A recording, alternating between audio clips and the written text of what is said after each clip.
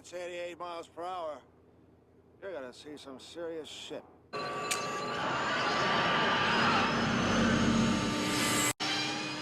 Just watch this.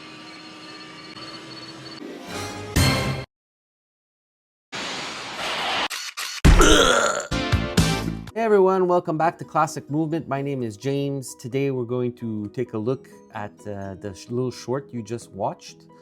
Something a little bit different than what I've made in the past. We're going to take a look at the process of what it entails. It's actually really easy and quick to do. Coming up with the idea is actually a lot harder than the execution when it comes to making this type of short. I'm also gonna give you a little bit of insight on why I made it. So let's take a look at the process, and then we'll discuss a little bit more right after. So basically, what I did here is I went to the source material.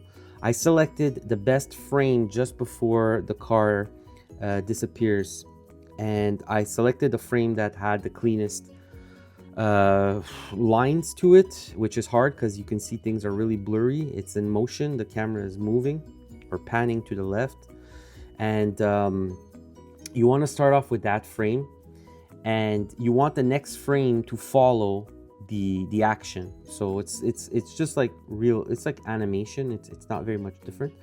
And in terms of like artistic abilities, it's really on the low side. You really don't need much. So you want to go over your picture and trace over where the important artifacts are, like the characters in the car, and then a little bit of input for the background detail. You can see I might have spent about a minute and a half making this doodle. It looks more like a doodle than anything, but your lines are placed in the correct location. You can see how when I cycle back and forth. Once you have that, the second frame is identical, but this time the car is now getting closer to the characters. A moment I could have even added another frame between these two, but I thought this would work and this was good enough. So these two frames just basically bring the car closer to the characters, and then the third frame is the most creative frame. Basically, it's the one that involves, it's the punch to the joke also. So this one I put a little bit more time into. I had to imagine what the characters look like in midair as they're flying through the air. Marty's shoe is up in the air. He lost a shoe, the camera he's holding, and there's little bits of car debris maybe that are also flying in the air, and little hints of subtle blood. But I kept it toned down. I didn't want to go full red because it's violent, and this is just mild. It keeps things a little bit more mild. The time machine I drew as well is just again it's traced over from an existing image. Easy and fast to do. I was just trying to pump out the idea as fast as I could, and like I said, I don't think it's worth investing a whole lot of time. It's not the kind of project that is going to make me a better artist, that's for sure, but it was very successful in getting me more views. And of course, then the last frame from this point is the end sequence, and then the music rolls.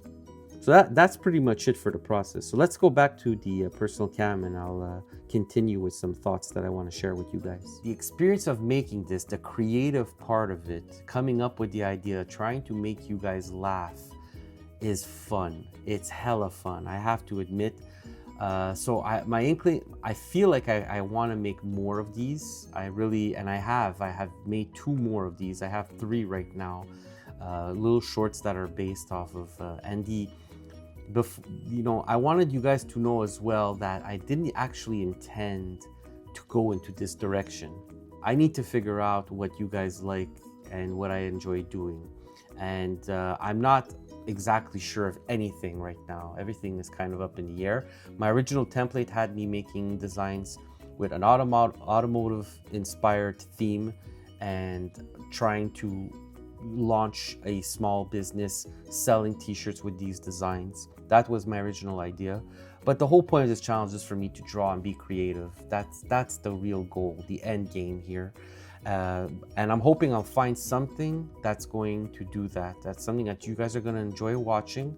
It'll help bring traffic over to the channel, and I'll enjoy and I'll grow from the experience. That's my ultimate goal, if I can, succeed at.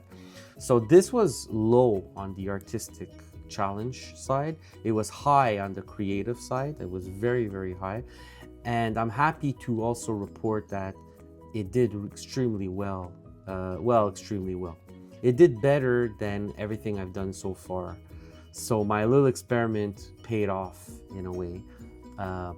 My shorts tended to get about 500 views. They were 1 minute long time-lapse videos of my art process of the t-shirt designs. And this last short, the one you just saw here with Marty and Doc taking a header after the DeLorean hit him, is floating around 2,200 views. So that's like 4 times the amount of views. And it was just as fun and creative to do, but just not as challenging as I wanted it to be. So it's got me rethinking a little bit of what I should do in the next few, but I'm not going to commit to anything just yet. I'm just going to keep going, trying out different things. There's other ideas, other things that require a creative component, and I'm going to show those things here as well. And I'm going to see how those things do.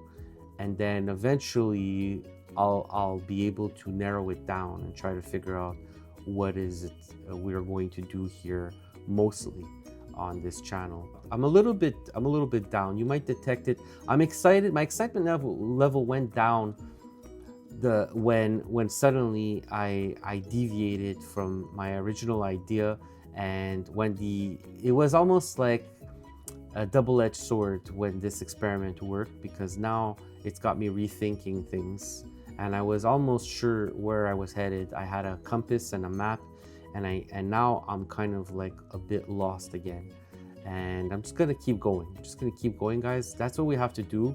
Just gotta keep moving forward, and don't worry about it too much. Don't worry about making mistakes. Don't worry about getting it right. So that's it. Thanks for watching, guys. Be good to each other. Be careful on the roads, and I'll see you on the next one.